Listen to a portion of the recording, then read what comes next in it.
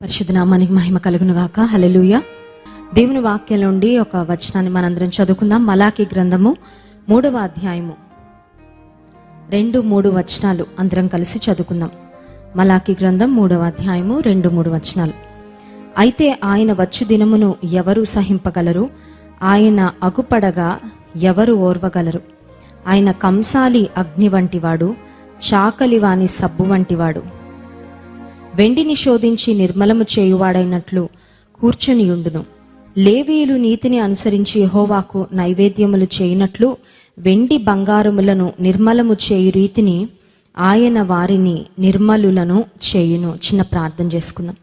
పరిశుద్ధ ప్రేమ కలిగిన తండ్రి, నీకు స్తోత్రాలు. ఈ సాయంకాల సమయంలో మరి ఒకసారి నీ సన్నిధిలో చేరే భాగ్యము మీరు మాకు ఇచ్చినందుకు వందనాలయ్యా. కృప చూపుటలో ఐశ్వర్యవంతుడైన దేవుడో కనుక స్తోత్రాలు. ఈ రాత్రికాల సమయంలో నీ మాటల ద్వారా మీరే మమ్మల్ని బలపరచండి. మాతో మీరు మాట్లాడండి ప్రభా. నీవు మాట్లాడుతూ ఉండగా నీ మాటల ద్వారా మా ఆధ్యాత్మిక జీవితంలో గొప్ప క్షేమాభివృద్ధిని, మేలును మేము పొందుకున్నట్లు సహాయం చేయండి.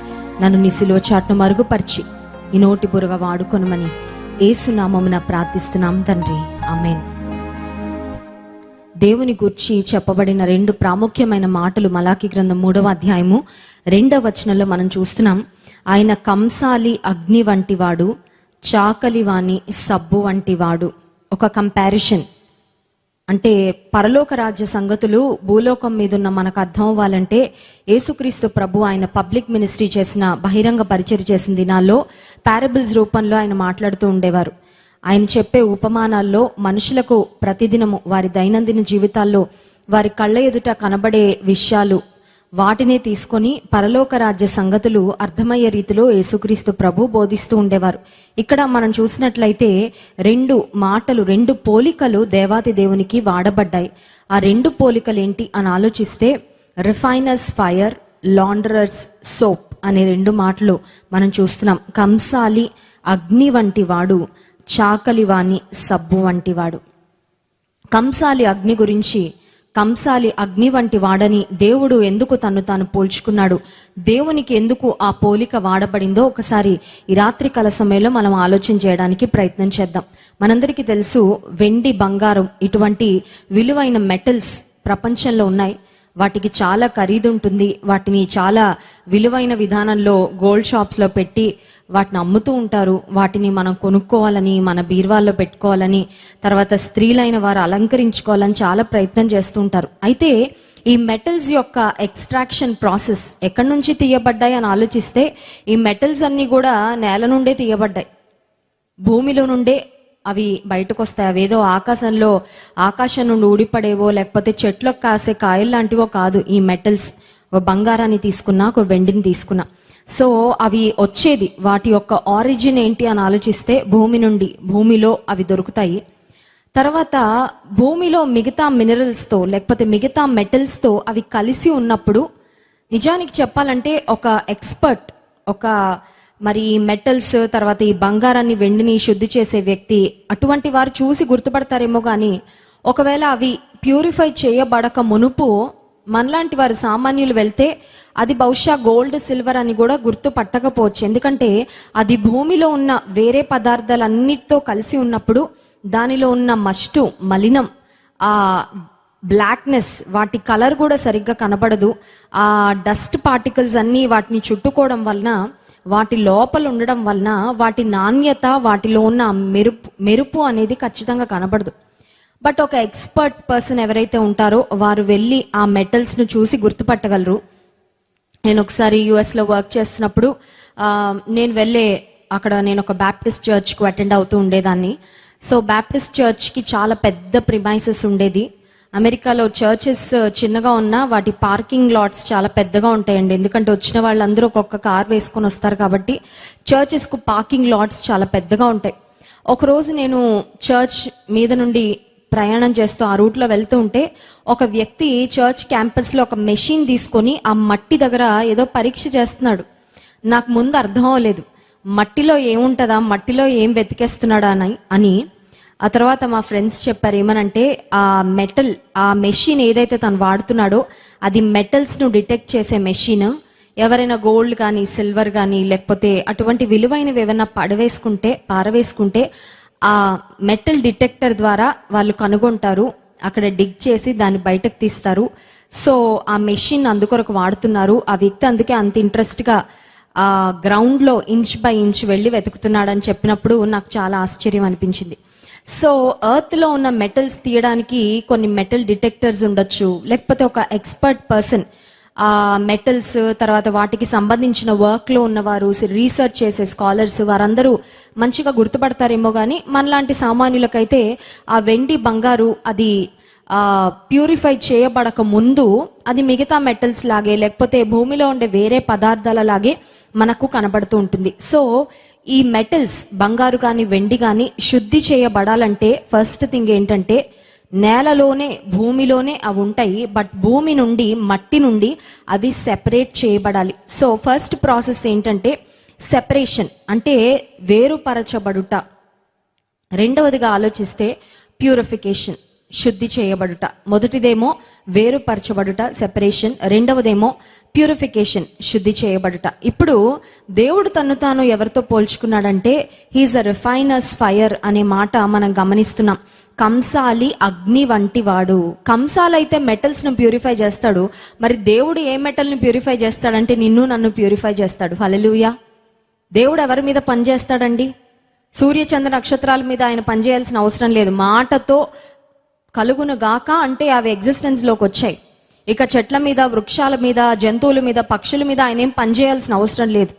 వాటిని ఎలా క్రియేట్ చేయాలో అలా క్రియేట్ చేసేసాడు. వాటంతటా అవి పనిచేస్తున్నాయి, బ్రతుకుతున్నాయి, చలిస్తూ ఉన్నాయి, రీప్రొడ్యూస్ అవుతున్నాయి.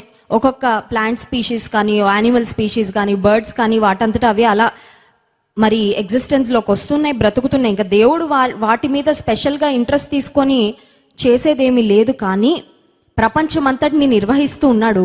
అయితే ఆయన మన మీద మాత్రం పని చేయాలని ఇష్టపడుతున్నాడు. హల్లెలూయా. హీజ్ అ రిఫైనర్స్ ఫైర్ అనే మాటలో కంసాలివాని అగ్ని వంటి వాడు అనే మాట మనం చూస్తున్నాం. ఏ విధంగా అయితే వెండిని బంగారును భూమి నుండి వేరుపరిచిన తర్వాత అవి ప్యూరిఫై చేయబడడానికి అగ్నిలో వాటిని పుటము వేస్తారో, ఒక అగ్నిగుండా వాటిని పంపించినప్పుడు వాటిలో ఉన్న డర్ట్, వాటిలో ఉన్న అనవసరమైన పదార్థాలన్నీ సెపరేట్ చేయబడి అమూల్యంగా తలతల మెరిసే ఒక ప్యూరిఫైడ్ అవుట్పుట్గా, ఒక ప్యూరిఫైడ్ ఎంటిటీగా ఏ విధంగా ఈ గోల్డ్ అండ్ సిల్వర్ మారుతాయో విశ్వాస జీవితంలో కూడా రక్షించబడిన మనము సంపూర్ణంగా శాంక్టిఫై చేయబడాలని దేవుడు కోరుకుంటున్నాడు. రక్షించబడుట అంటే అర్థం ఏంటంటే it is separation from the world. ఒకప్పుడు లోకంలోనే ఉన్నాము, ఒకప్పుడు లోకంలోనే ఆనందించాం, ఒకప్పుడు లోకంలోనే మన ఆనందాన్ని వెతుక్కున్నాం, ఒకప్పుడు లోకమే సర్వస్వం అనుకున్నాం, ఒకప్పుడు పాపంలోనే చాలా కంఫర్టబుల్గా బ్రతికాము. అయితే యేసుక్రీస్తు ప్రభువును గురించి విన్న తర్వాత ఎప్పుడైతే ఆయన మన హృదయంలోకి అంగీకరించామో, రక్షణ పొందామో, we are separated from the world. మనం లోకం నుండి వేరుపరచబడ్డాం, ప్రత్యేకపరచబడ్డాం. దేవుని వాక్యం సెలవిస్తుంది మనము ఏర్పరచబడిన వారము అనే మాట. హల్లెలూయా. దేవుడు మనల్ని ఏర్పరచుకున్నాడు. గాడ్ చోజ్ అస్. ఆయన మనల్ని ప్రత్యేకపరచుకున్నాడు.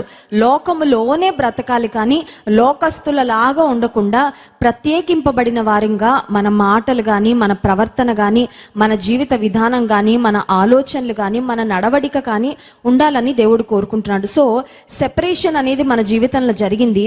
అయితే నెక్స్ట్ థింగ్ ఏంటంటే శాంక్టిఫికేషన్ లేదా ప్యూరిఫికేషన్. యేసు రక్తము ప్రతి పాపము నుండి మనలను కడిగి పవిత్రపరుస్తుందని దేవుని వాక్యంలో వ్రాయబడింది. సో రక్షించబడిన రోజు యేసుక్రీస్తు ప్రభువు ఆయన మన గత జీవితంలో మనం చేసిన పాపాలన్నిటినీ ఆయన క్షమించాడు.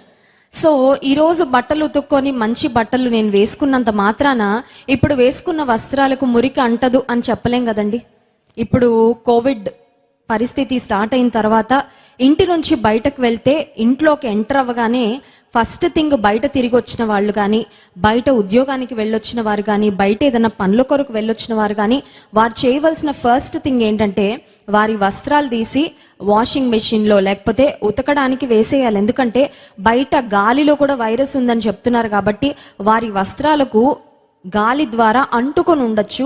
అది మళ్ళీ ఇంట్లోకి ప్రవేశించకుండా ఉండాలంటే, ఇంట్లో వారిని ఎఫెక్ట్ చేయకుండా ఉండాలంటే ఆ వస్త్రాలు ఖచ్చితంగా ఒక డెటాల్లో నానబెట్టి ఆ తర్వాత వాష్ చేయాలని డాక్టర్స్ చెప్తున్నారు. సరే, విశ్వాస జీవితంలో కూడా రక్షణ పొందిన తర్వాత మన వస్త్రాలను మనం ఉతుక్కున్నాం. క్రీస్తు రక్తం ద్వారా మనం శుద్ధి చేయబడ్డాం. Now we're clean, we're whole. మనం శుద్ధి చేయబడ్డాము, నూతన పరచబడ్డాము, పవిత్రపరచబడ్డాము. But that doesn't mean that we will not become unholy again. ఒక్కసారి నేను పరిశుద్ధపరచబడ్డాను కాబట్టి ఇక నాకు ఏ అపవిత్రత అంటదు, ఇక నేను ఎప్పుడు ఏ పాపం చేయను, ఇక ఎప్పుడు నా జీవితంలో నేను తప్పిపోను అని మనం చెప్పడానికి వీల్లేదు. ఎందుకంటే లోకంలో బ్రతుకుతున్నాం కాబట్టి ఆయా సమయాల్లో ఆయా సందర్భాల్లో శోధించబడినప్పుడు ఒకవేళ పాపంలో పడే అవకాశం ఉంది. సో సాంక్టిఫికేషన్, ప్యూరిఫికేషన్ అనే process it is actually a life time process. విశ్వాసి ప్రతి దినము తన్ను తాను దేవుని రక్తంలో కడుగుకుంటూ ఉండాలి. మురికైన ప్రతిసారి, మలినమైన ప్రతిసారి చేతులు చూడండి, యాజ్ మచ్ as పాసిబుల్ కడుక్కోమంటున్నారు. ఏదైనా బయట నుంచి వచ్చిన వస్తువు పట్టుకోగానే చేతులు కడుక్కుంటున్నాం, ఏదన్నా మనం అంటుకోగానే చేతులు కడుక్కుంటున్నాం, చేతికి మురికవగానే చేతులు కడుక్కుంటున్నాం, భోజనం చేయగానే చేతులు కడుక్కుంటున్నాం, స్నాక్స్ తినగానే చేతులు కడుక్కుంటున్నాం, ఏదైనా మురికి పదార్థాన్ని పట్టుకోగానే చేతులు కడుక్కుంటున్నాం. అలాగే విశ్వాస జీవితంలో కూడా యేసుక్రీస్తు ప్రభువు యొక్క రక్తము చేత శుద్ధి చేయబడుట, సాంక్టిఫికేషన్ అనేది ప్రతి దినము జరుగుతూ ఉండాలి. సో సాంక్టిఫికేషన్ లో భాగంగా యేసుక్రీస్తు ప్రభువు లేక దేవాతి దేవుడు, he is like a refiner's fire and he is like a launderer's soap అనే రెండు మాటలు మనం చూస్తున్నాం. కడగబడడానికి, శుద్ధి చేయబడడానికి దేవుడు తన్ను తాను రెండిటితో పోల్చుకున్నాడు. కంసాలి వాని అగ్నితో, అలాగే చాకలి వాని యొక్క సబ్బుతో ఆయన పోల్చుకున్నాడు. ఏ విధంగా అయితే మెటల్స్, అమూల్యమైన బంగారు లేక వెండి మట్టిలో కలిసిపోయినప్పుడు, భూమిలో కలిసిపోయినప్పుడు గుర్తు పట్టలేని స్థితిలో ఉంటాయో, కానీ అవి శుద్ధి చేయబడిన తర్వాత అమూల్యమైన వస్తువులుగా మారతాయి. వాటికి విలువ వచ్చేస్తుంది, వాటి లుక్ మారిపోతుంది, వాటిని మనుషులు చూసే విధానం మారిపోతుంది, వాటిని మనుషులు కోరుకొనే, ఆశించే, కొనుక్కునే విధానం కూడా మారిపోతుంది.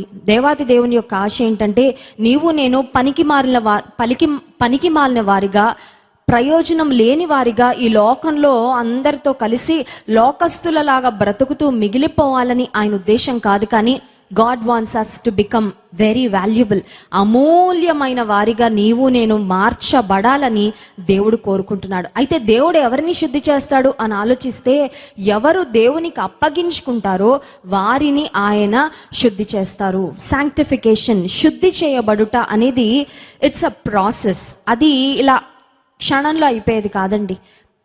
చూడండి, బట్టలకు ఏదైనా మురికి అంటుకుంటే వాషింగ్ మెషిన్లో వేసి అట్లీస్ట్ ఒక 45-50 మినిట్స్ ఉంచాలి.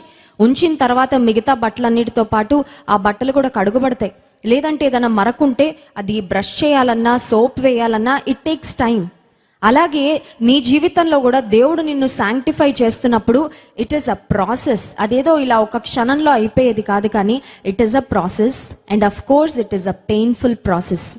ఇది దేవుడు మనల్ని శుద్ధి చేసి అమూల్యమైన వారిగా మార్చాలంటే అది ఒక క్షణంలో, ఒక చిటికలో, ఒక రోజులో అయిపోయేది కాదు. నువ్వెంత అమూల్యంగా మార్చబడాలంటే అంతగా నువ్వు దేవునికి అప్పగించుకోవాలి. You have to surrender yourself to the hands of God and you must also have the willingness to go through the process. దేవునికి సంపూర్ణంగా నిన్ను నీవు అప్పగించుకొని, అయ్యా నా జీవితం నీ చేతిలో పెడుతున్నాను, ఇదిగో దేవా నా జీవితం నీకు అప్పగిస్తున్నాను, నువ్వు నన్ను కడుగు, నువ్వు నన్ను పరిశుద్ధపరచయ్యా, ఒక అమూల్యమైన పాత్రగా నన్ను వాడుకో అని నువ్వు దేవునికి అప్పగించుకోవాలి. ఎప్పుడైతే దేవునికి మనం అప్పగించుకుంటామో ఆయన మనల్ని అమూల్యమైన వారిగా తీర్చిదిద్దుతాడు. ఆయన రాజ్యానికి ప్రయోజనకరమైన వారిగా మారుతారు. కోవిడ్ చాలా మంది ఎఫెక్ట్ అవుతున్నారు ఈ సెకండ్ వేవ్ లో. అయితే కొంతమందికి ప్రశ్న రావచ్చు, why did God allow this suffering in my life? దేవుడు ఎందుకు ఈ శ్రమను నా జీవితంలో అనుమతించాడు? దేవుడు స్కిప్ చేయొచ్చుగా, దేవుడు తప్పించవచ్చు కదా, దేవుడు రాకుండా కాపాడొచ్చు కదా. కొన్నిసార్లు వ్యాక్సిన్ వేసుకున్నా కూడా వచ్చింది, ఎందుకు వచ్చింది అని అనుమానాలు ఉండొచ్చు. But remember, maybe this is a process that God wants to take you through so that you can be sanctified. నీవు కడగబడడానికి ఒక శ్రమల కొలిమి వలె ఈ పరిస్థితి గుండా దేవుడు నిన్ను పంపిస్తున్నాడేమో. ఏదైనా ఒక కష్టం రాగానే విశ్వాసంగా మనం చేసే పని ఏంటంటే, ఈ శ్రమ త్వరగా తీసేయి, పోవాలి, త్వరగా బయటపడిపోవాలి. ఇదే ప్రార్థన most of the people do. కానీ ఒక విశ్వాసిగా మనం చేయాల్సిన ప్రార్థన ఏంటంటే, of course we pray for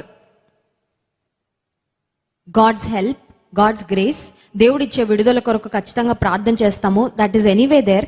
but దాంతో పాటు మనం చేయాల్సింది ఏంటంటే, ఈ శ్రమలో నేనేం నేర్చుకోవాలని నువ్వు కోరుకుంటున్నావు ప్రభా, శ్రమ తీసే ప్రభా అని ప్రార్థన చేసిన ఎంత ఆసక్తిగా నువ్వు ప్రార్థన చేస్తున్నావో అంతే ఆసక్తిగా ఈ శ్రమ, ఈ పరిస్థితి నా జీవితంలో నువ్వు ఎందుకు అనుమతించావు, కారణం లేకుండా అయితే నువ్వు నా జీవితంలో ఏదో అనుమతించావు ప్రభా నాకు తెలుసు. సో ఈ కీడును కూడా నువ్వు మేలుగా మారుస్తావు, ఈ కీడును కూడా నువ్వు మేలుగా మార్చగలవు, ఈ కీడు వెనకాల కూడా నువ్వేదో మేలును దాచిపెట్టి ఉంటావు. నేను నమ్ముతున్నాను, ఎందుకంటే నేను నిన్ను ప్రేమిస్తున్నాను కనుక మేలు కలుగుటకై సమస్తము సమకూడి జరుగునని రోమా 8:28 వ్రాయబడింది. కనుక నేనేం నేర్చుకోవాలయ్యా, నేను తగ్గింపు నేర్చుకోవాలా నాకు నేర్పించు, నేను విధేయత నేర్చుకోవాలని నాకు నేర్పించు. ఒకవేళ నేను ఇంకా ఏదన్నా పాపాన్ని విడిచిపెట్టకుండా ఏదన్నా పట్టుకొని ఉన్నానా, I want to let it go, నేను విడిచిపెట్టాలనుకుంటా ప్రభా. ఇంకా నేను ఏ విషయాలలో మార్పు చెందాలి, ఇంకా ఏ విషయంలో నేను మెచ్యూరిటీ కలిగి ఉండాలి, ఆధ్యాత్మికమైన పరిపక్వతలోకి నేను రావాలి, నాకు సహాయం చేయి అని నువ్వు ప్రార్థన చేయగలిగితే ఖచ్చితంగా నీ శ్రమ ఒక ఆశీర్వాదకరంగా దేవుడు మారుస్తాడు. ఆ శ్రమ అయిపోయిన తరువాత ఏ విధంగా వెండి బంగారు ఒక రిఫైనర్స్ ఫైర్ ద్వారా వెళ్ళినప్పుడు, ఒక కంసాలివాని అగ్నిలో నుండి వెండి బంగారు వెళ్ళినప్పుడు అవి శుద్ధి చేయబడతాయో, అమూల్యంగా మార్చబడతాయో, నీవు నేను కూడా శుద్ధి చేయబడిన తరువాత శ్రమల కొలిమిలో దేవునికి సంపూర్ణంగా అప్పగించుకొని ఆయన చేతులకు సరెండర్ చేసుకొని ఆయన నేర్పించే పాఠాలు దేవుని యొక్క బడిలో బాగా నేర్చుకుంటే, శ్రమల బడిలో దేవుడు నేర్పించే పాఠాలు బాగా నేర్చుకుంటే, అదైన తర్వాత ఏ విధంగా వెండి బంగారు తలతల మెరుస్తూ ఉంటాయో, అమూల్యమైనవిగా మార్చబడతాయో, నా జీవితాలలో కూడా దేవుని మహిమ మన మీద మన ద్వారా ప్రకాశిస్తుంది. హల్లెలూయా. ఈ రాత్రికాల సమయంలో కూడా ఆ విషయాన్ని గుర్తిద్దాం. 3వ వచనంలో వెండిని శోధించి నిర్మలము చేయువాడైనట్లు కూర్చునియుండును, లేవీయులు నీతిని అనుసరించి యెహోవాకు నైవేద్యములు చేయనట్లు వెండి బంగారములను నిర్మలము చేయు రీతిని ఆయన వారిని నిర్మలులను చేయును. మనల్ని నిర్మలులుగా చేయాలని he wants to make us pure, he wants to make us holy, he wants to make us spotless and blameless so that his glory can shine through us. ఆయన వెలుగు, ఆయన మహిమ మన ద్వారా ప్రకాశించాలని దేవుడు ఒకవేళ నీ జీవితంలో శ్రమలు అనుమతించాడేమో, దేవునికి అప్పగించుకో. దేవుడు ఆ శ్రమల ద్వారా నిన్ను ఇంకా అమూల్యమైన వ్యక్తిగా, నీ విశ్వాసాన్ని ఇంకా అమూల్యమైన విశ్వాసంగా తీర్చిదిద్ది ఆయన మహిమ కొరకు నిలబెడతాడు. అట్టి కృప దేవుడు మనకు దయచేయునుగాక. ఆమేన్. కళ్ళు మూసుకోండి, ప్రార్థన చేసుకుందాం. పరిశుద్ధ ప్రేమ కలిగిన తండ్రి, నీకు స్తోత్రాలు. ఈ రాత్రికాల సమయంలో నీ వాక్యం ద్వారా మాతో మాట్లాడినందుకు వందనాలయ్యా. వెండిని బంగారును నిర్మలము చేయు రీతిగా నీవు మమ్మల్ని నిర్మలులుగా చేయాలని, పరిశుద్ధపరచాలని ఆశిస్తున్నావు కనుక స్తోత్రాలు. శ్రమల కొలిమి గుండా నీ ప్రజలు ఎంతమంది వెళ్తున్నారో ప్రభా, వారి విశ్వాసం అమూల్యమైన విశ్వాసముగా తీర్చిదిద్దబడినట్లు సహాయము చేయండి. అగ్ని వంటి శ్రమల గుండా వెళ్ళినప్పుడు ఇంకా ప్రభా నీ రూపంలోకి, నీ స్వారూప్యతలోనికి నీ ప్రజలు మార్చబడినట్లు సహాయం చేయండి. శ్రమలు తట్టుకోవడానికి శక్తినివ్వండి అయ్యా. శ్రమలలో నాయన మరి తట్టుకొని నిలబడ్డానికి కావలసిన టఫ్ ఫెయిత్, గొప్ప విశ్వాసం నీ ప్రజలకిచ్చి నీవే కృప చూపించి ఆశ్చర్య కార్యములు జరిగించమని యేసు నామమున ప్రార్థిస్తున్నాం తండ్రి. ఆమేన్.